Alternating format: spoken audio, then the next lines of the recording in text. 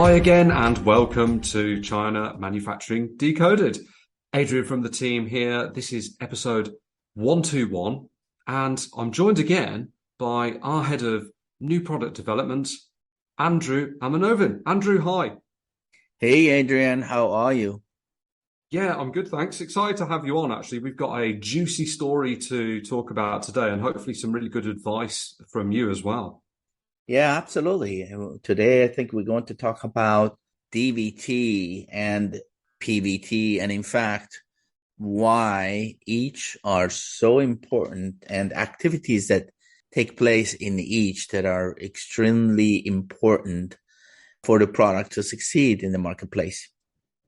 Yeah, and when you're talking about DVT and PVT, I mean, this is kind of industry jargon, right? So for anybody who's listening, these are important steps in the new product introduction or development process. And this is all of the actions that are going to be gone through by your manufacturer in order to get your product to market as expected, as safely in terms of good quality, compliance, reliability.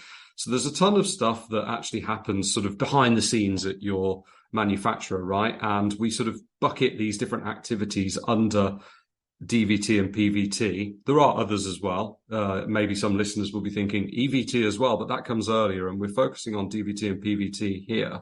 And so what do these mean, these two acronyms, please? Sure. So yeah, you kind of touched on that. I think you and I had an article a while back on product development life cycle. Yes. And in the product development life cycle, really what we have is EVT, DVT, and PVT. And each one of these are the timelines that are set in the life cycle plan so that each have specific tasks that needs to be done and completed for the product so that eventually ends up being a finished good by the time you ship the product. So EVT means engineering validation or verification test. Some companies call it verification, some companies call it validation.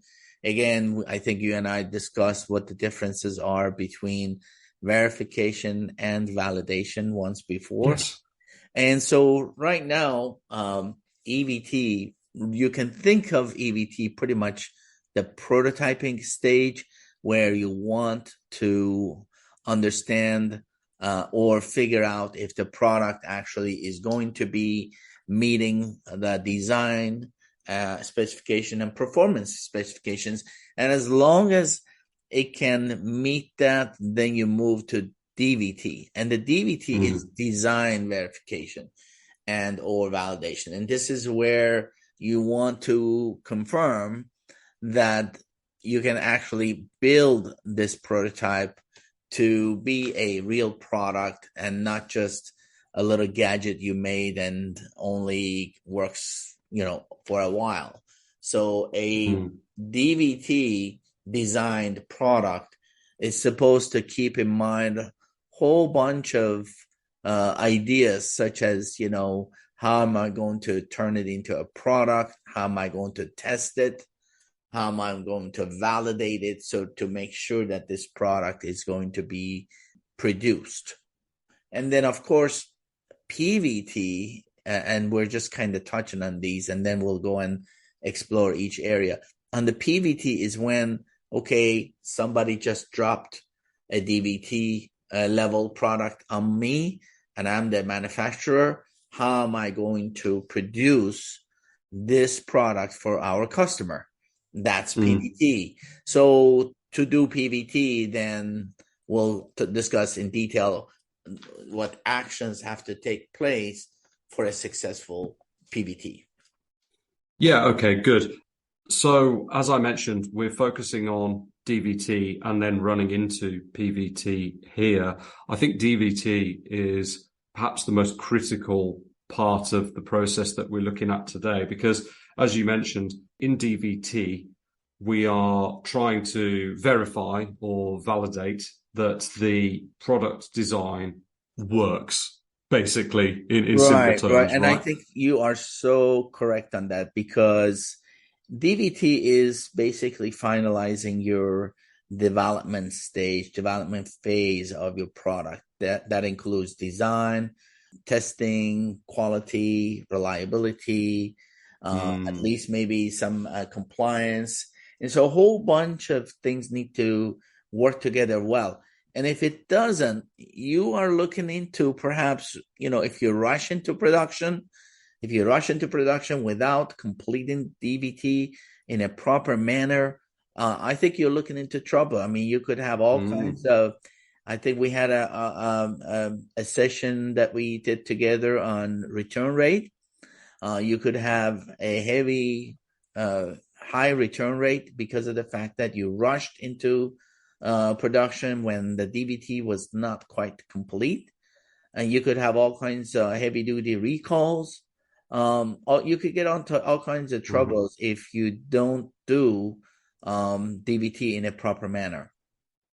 Yeah, in fact, we spoke about this on the podcast, risks you face when skipping new product introduction steps, which is including EVT, Correct. DVT, and PVT. And you were on that podcast, and that was like January this year, 2022. Right. So we're not gonna go back over that topic exactly, but we are touching on it because this is so important. And whoever's listening now, if you are an SME or an entrepreneur, a startup, and you are bringing new products to market, but maybe this isn't something that you've been doing for an enormous amount of time, then this is really, really helpful information because if some of these activities get missed or skipped, which is even worse than missing them by accident because you're missing them by design, Right. you've got a lot of risks. And to understand the risks that you've got, you need to understand what makes up these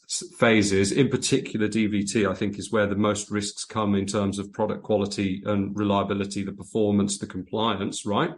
Exactly. And so by understanding what needs to be done, you know how critical it is to go through this thorough process. So it's kind of a continuation on the topic because it's something that you really, really need to focus on when bringing that new product to market.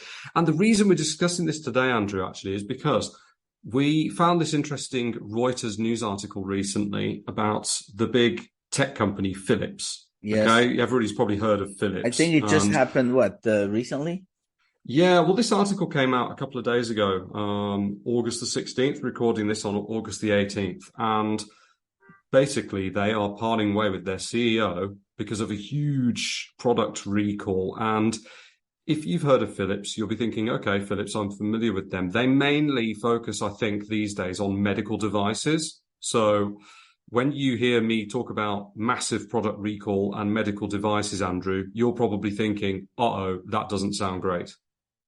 Yeah, it definitely doesn't. I think in this case, they were building a bunch of respiratory type of equipment, very, Mm, very critical to safety and quality.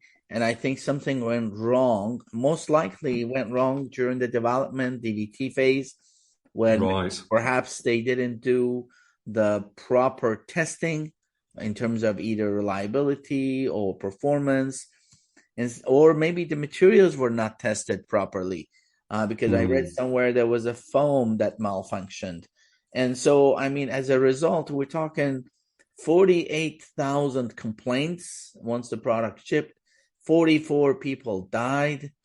CEO is stepping down. Company lost $1 billion just for the recall, and the company lost almost $30 billion in value. This is yeah. outrageous. This is really a heavy cost to pay when you don't follow your quality and reliability and testing and methodologies when it comes to developing a high quality product.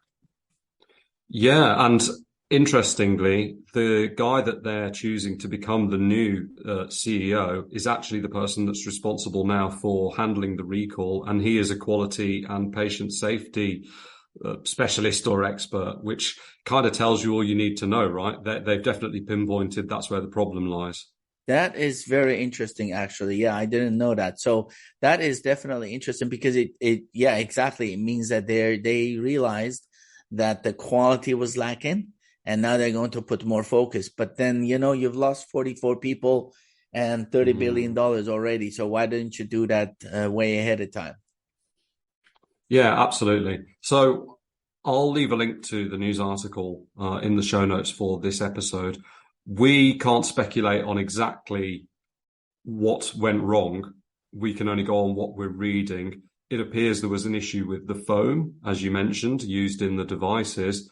But regardless of that, clearly something has gone wrong. And as you're saying, it's very likely that there were issues within their DVT phase. So they've designed these machines, they've made working prototypes, and now they are basically trying to go through the process to make sure that they're going to work correctly. And by correctly, I mean they operate correctly, but also they're the right quality, they're reliable, they are compliant.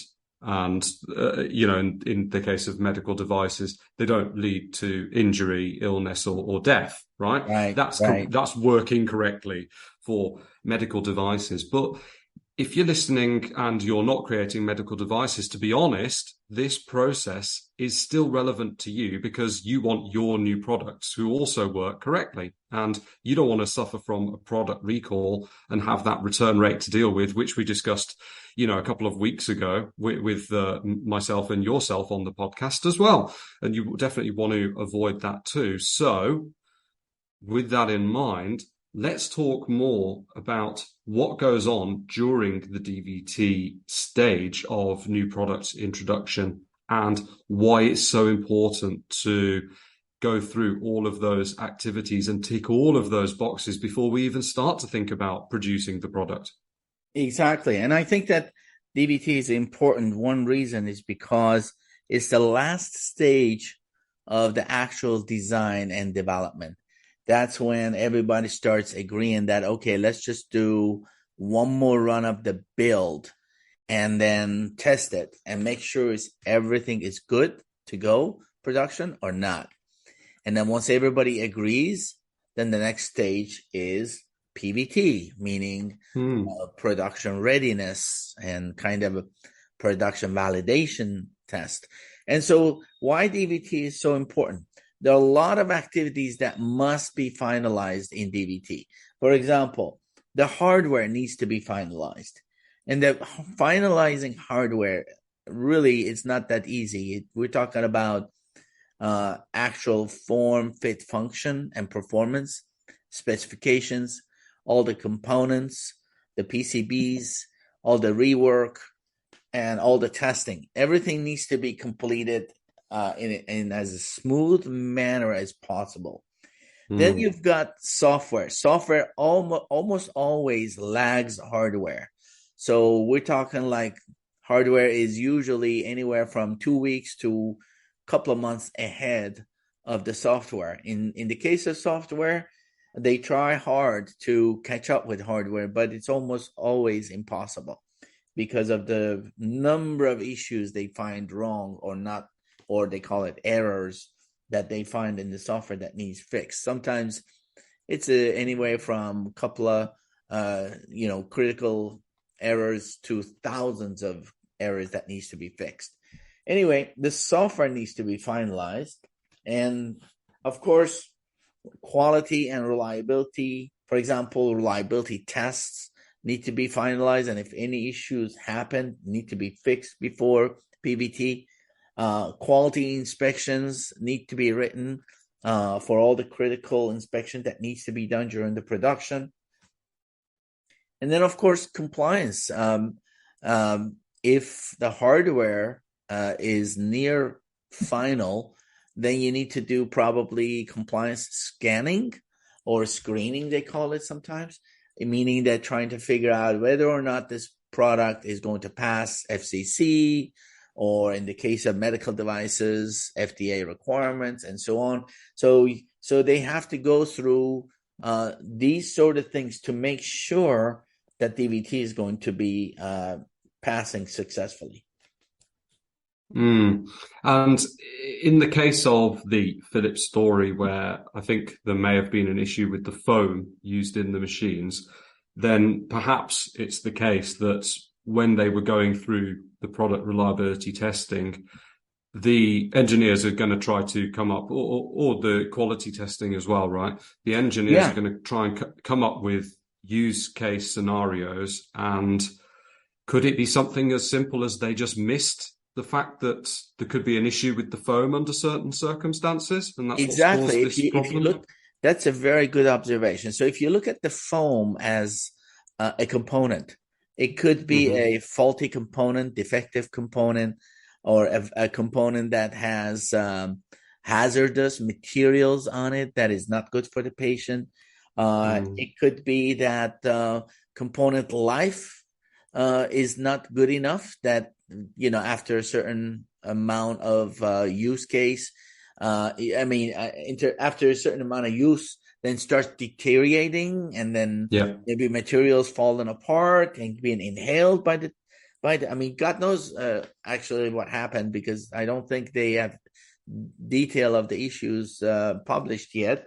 But you're absolutely right. It could be a component that was not evaluated properly, tested properly, validated properly, and ended up in production. Mm. Right. And so, as a reliability engineer yourself, of course, accidents can happen and mistakes happen, but this is why the DVT process is so critical for reducing the risks of this. And with medical devices, really, there's almost zero tolerance for errors, right? Yes. So we can't say exactly what Philips has or hasn't done, but as a learning case for listeners, when you're thinking about bringing your new product to market, this just goes to show that when you're going through that DVT process, you need to make sure that you've got a really, really solid reliability testing plan and quality testing plan, right? Yeah. So, for example, in the case of what we call in reliability engineering, reliability growth planning, and that really starts from EVT. That's where you are planning how we're going to test this device, and you create test cases that are appropriate for testing this device, and then you combine all of these test cases, which supposed to mimic and simulate the real world use case environment. And I'm talking about the worst case scenario. And then once you put those test cases together, we call it reliability test plan. This reliability test plan is supposed to catch all the unforeseen issues that could happen in the field and the customer use scenarios. And so most likely what happened was that some of these tests or test cases were not developed properly, Mm. that didn't meet worst case scenarios, and or were not even tested. I mean, it could be that for example, if you talk about another recall that way back we talked about, Samsung Note 10, if I recall.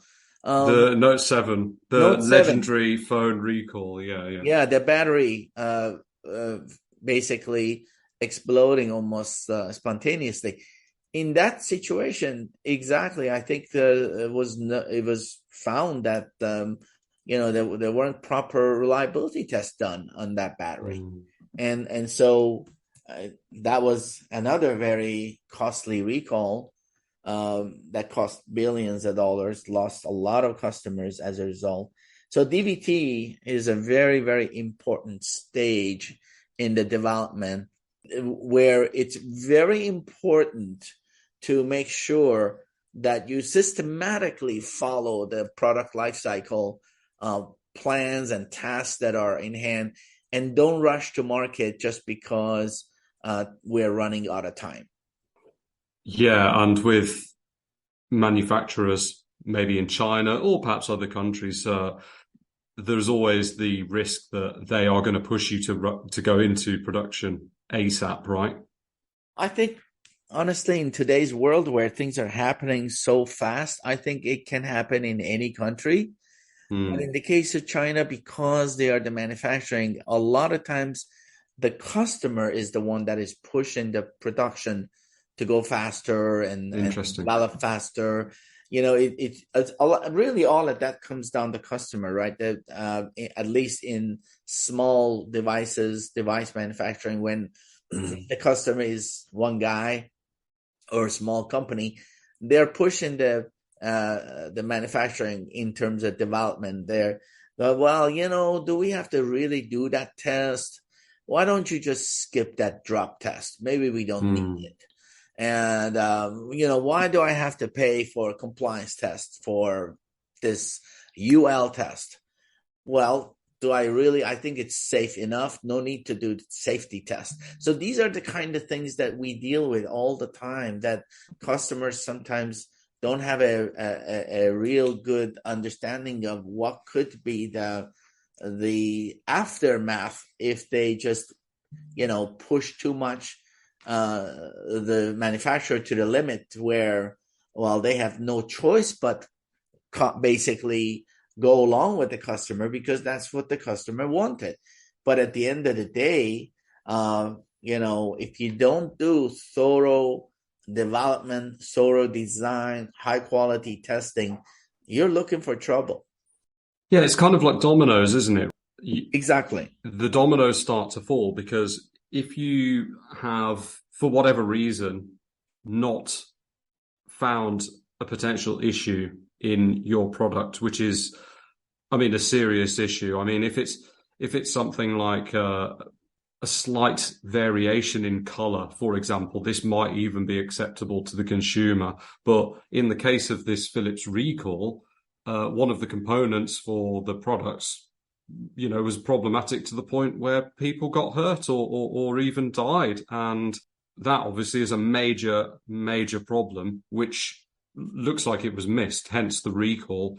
So once that's happened, and then you're trying to go into production, then you're going into production, and then you're producing a product which is intrinsically not reliable and not compliant and not even safe, perhaps in some cases. Yeah, this is actually a very surprise in the case of Philips, because typically any kind of FDA approved product, as you can see, FDA approved means they're approved. So I don't know what was missed and how it could have been approved when it was actually a faulty product. So I think what happened here most likely was that it was a quality product, meaning that it met all the quality requirements for manufacturing, but it was not a reliable product, meaning that after a while, it actually failed during the use of the product with the patients. Yeah, well, they did use the word degrade, right? So the foam, I've got another article here actually about the recall from a little bit earlier. I'll leave the links to these articles in the show notes so you can go read them. The foam used to dampen the machine's sound can degrade and emit small particles that irritate airways, the group said as it announced the recall. Gases released by the degrading foam may also be toxic or carry cancer risks. Great. So definitely very similar to another, I think, example of a recall where the components used in the product degraded and actually caused death and unsafe situation. If you recall, one of the Toyota suppliers that supplied airbags for many, many cars in the world. Yep. And these airbags exploded, but then metal shrapnel actually, went into people's head and, in some cases caused death. It may well be, like you said, that when the products were manufactured, they were working completely correctly and there were absolutely no issues found because, of course, the foam had not degraded at that point. So if the foam is working optimally, there's nothing to be concerned about. Nobody can see there's a problem. But I guess with machines that are, maybe they're on 24/7 and they're in use for, 6 months, 12 months or whatever, then once that degradation happens, nobody's going to know about it until it's too late. Exactly. And that kind of brings up the importance of proper reliability testing during the development stage, especially DVT1, DVT2, and DVT final is extremely important to make sure that you have ironed out all reliability issues during the DVT. And when you go through the DVT milestone, you have finalized and locked in your design, your software, hardware, you locked in your suppliers, you locked in your basically performance and specification parameters, and you finalized pretty much everything with respect to DVT, the design, with respect to design in terms of validation and verification. And this really has to go through team leaders in the milestone review for DVT, and everyone must agree that everything is done to satisfaction and to specification, and that we can actually lock in everything just like this with these performance criterias and go to PVT. Yeah, I was going to ask about that actually, because if listeners are thinking, well, I'm worried now, what if my reliability engineer at my manufacturer, if they said it's okay, but what if it's not okay? So there are safeguards in place, right? Well, that's a great question. So one of the, let's say, services that we offer is basically reliability engineering services. And in there, we also do assessment of how much reliability is necessary to do for a given product.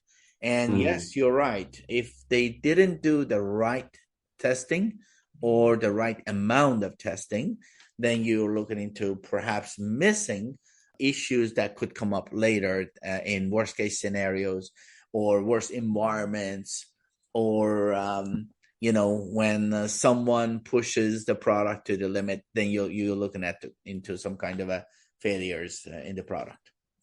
The users always come up with really creative ways of using the device that no one ever had even thought about. That's one thing. And then materials sometimes react totally differently in terms of failures in different environments. Maybe with the humidity, they act in one way, but with the temperature in some other ways. And then with the use case environment where the user is actually interacting with that material, maybe it will be even totally different kind. So that even the product manufacturer who designed and made that material, maybe they don't even know that this could happen. And sometimes you have brand new materials, brand new products that has never been actually tested in the marketplace. So there's no way to tell or guarantee a product that, in terms of reliability. All we can do is make the product as reliable as possible so that the obvious failure modes are covered. One example would be something like this. We know everyone is going to drop a phone, right? A mobile phone.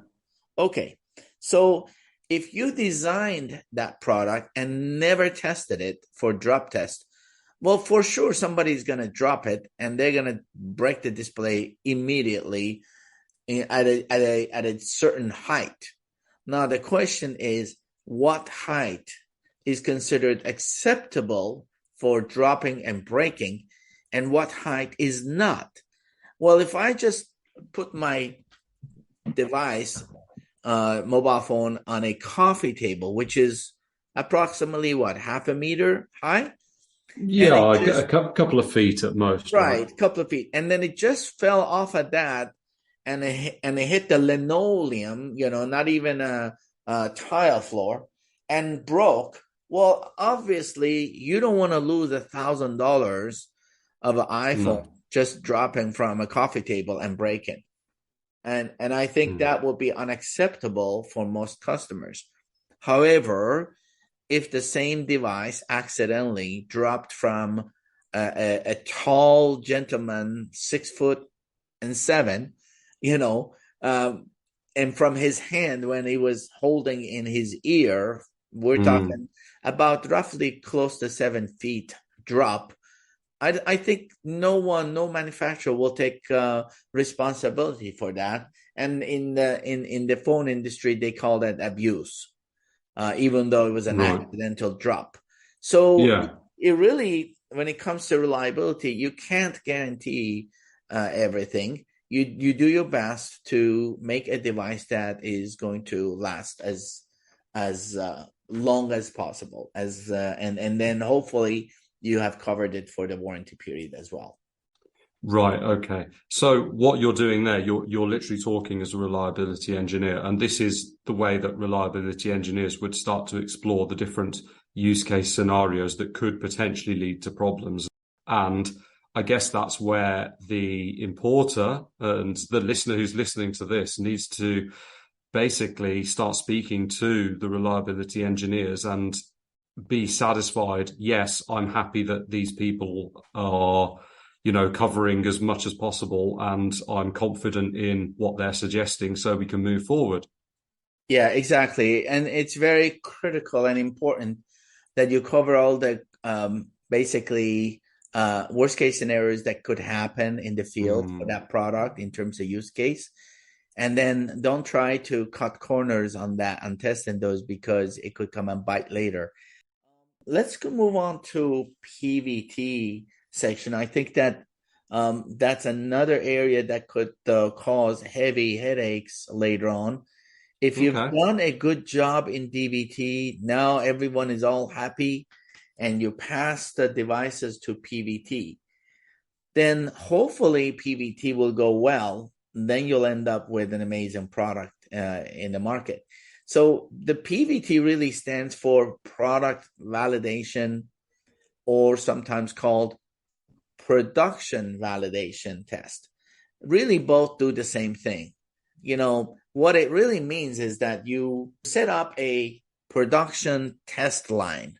So basically it's a production line, just like any other production line, except you're not sure where the assembly line is going to be, where you're going to set up for example, pick and place machines, your wave solder, and so on, and your test stations. So you're just kind of like designing your line, okay? And in doing this, there are a lot of things you have to be taken into account. And if you don't do it right, you're looking into basically all kinds of failed parts or return parts.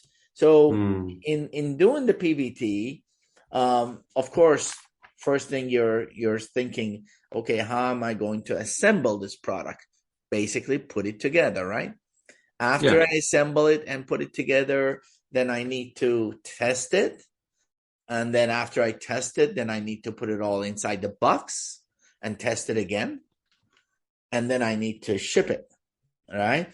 So typically when it comes to assembly, you're talking all kinds of little smaller processes that need to be accomplished properly. For example, how many operators do I need? Do I need to train him? Who's going to do the training materials? What about the work instructions? How are they going to actually assemble these units together? So there's a lot of work that needs to be done. Like, for example, they call it line balancing on the assembly line. Each person, how much work they have to do. If one person does too much, the other person is going to be sitting idle. So there's just a lot of work that needs to be done on the assembly side.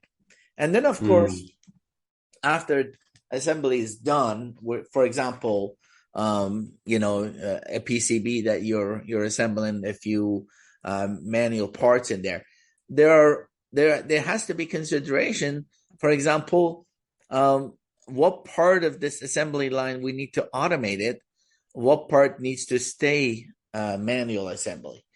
And then the parts that need to be automated, maybe you need a jig, or you need an automated machine where the assembler will just put the device in the machine, push a button, and the machine will do all the little assembly or connectivities and things like that. And so when you move from the assembly into testing, right? So you have to again decide, is any of this is cost effective in terms of doing it manual testing, or manual testing could actually cause what you and I talked about another episode related to mistake proofing and pokayoke. And so, for example, in the mistake proofing and the assembly, you have to decide, you want to automate or you want to keep it manual, because each have its own place. And if you don't automate it, you're looking into lots of failures. And then, of course, once you've done the testing, then you move into product level, all the assemble, everything, all the product PCBs and the components have been assembled into a box. Sometimes they call it, I believe, I forgot the terminology. They call it, I think it's called a box testing. Basically, really, it's the product level testing. That's when, you're testing individual areas for specification, and then finally goes to final test. But in doing so, you are setting up your lines and you're deciding, okay, where is the assembly lines are going to be? Where are the pick and place machines are going to be, so that no one runs into each other and then cause even more failures. And so it's like a smooth transition of tasks taking place from one to the next, either in parallel or in series, and it's moving along the line and then going from stage 1 to stage 2, the final test, and eventually at the end doing quality inspection during the line and at the end of the line. And then once this process ended, there is a final inspection, such as, for example, OQC, it's called outgoing quality control, and ORT, sometimes it's done, ongoing reliability testing at the end. And of course, they will do AQL inspection to see whether or not the batch that has been just built is passing and is ready to be shipped. And so there'll be a lot of activities taking place that needs to be documented, needs to be built around PVT to validate the fact that the line is ready for volume production. And of course, again, if things are skipped here, you're going into production half-cocked. There's a chance that mistakes might happen that will cause your product, which actually is fine, it's quality, the reliability is right, it's compliant, yet it's your production that's the weak link, and that causes maybe defects and things like that. Absolutely. I mean, anything can go wrong. I mean, for example, you have ordered the materials, but they don't come on time, or not only delayed, but maybe something happened and the supplier of the component didn't have a good handle on the quality, and now you're having failures of a certain component happening back to back. Now you have to take all of those thousands of units and do rework again. So all kinds of things are possible. But the whole point of the PVT is to set up the production line. They don't deal so much with what could fail or not fail, but the idea is how to set it up to do it mistake proofing for the production line. Yeah, like where to put the proper inspection point on a very critical assembly, so that from that point on, absolutely no failures because of that critical activity. So where to test to make sure everything is passing before you do an assembly that is a very critical assembly, or else other areas may not pass, or you cannot disassemble because it's all encapsulated, for example, ultrasonic. So there's a lot of stuff that they have to keep in mind how to poke-yoke the line. Goodness me, there's a ton of stuff that goes into new product introduction, and this is why we keep talking about it, because it's so important to know about this, right, when you're trying to bring new products to market, because just one of these things, if you miss it, it could result in disaster. Exactly. And honestly, there is no perfect engineering teams that does everything perfect, and there's no perfect production. It doesn't matter where your production is. Mistakes can happen. What you're really trying to do is to minimize to a manageable level where you have a good control on those mistakes, so that those mistakes don't leak or then don't end up being a recall. Yeah, well, and exactly as we've discussed with the case with Philips today, which is a really good sort of learning example there. So really good advice, listeners. If you're bringing a new product to market, if you're considering, well, what can I skip? That's really the wrong kind of mindset, isn't it? That's right. Okay. Well, thanks for coming along again, Andrew. I've enjoyed that, and an interesting story that we've discussed, and really a good insight into all of the different things that we need to group together into those new product introduction steps that we go through methodically before we start mass production and get a brilliant product to market instead of one that's going to cause us trouble. So I know that's a big part of your work at the Sofeast group and with ADrian Technology, our contract manufacturer. So I'm happy you could call into the podcast again and share that experience. My pleasure, Adrian, and looking forward to another one together. Lovely. Okay. Hopefully you'll be back on soon. And to everybody listening, thanks for joining us today. And we'll be back next week, as is usual. Thanks again for listening to this podcast, brought to you by the Sofeast Group. We're on a mission to provide you with everything you need to manufacture effectively in Asia, including inspections, auditing, new product development support, contract manufacturing, 3PL warehousing and fulfillment, and much, much more across Asia's key manufacturing areas. Visit us at sofeast.com, that's SOFEAST.com, to learn more and get help. If you've enjoyed the podcast today, please do rate, review and share, because it will really help others discover us too.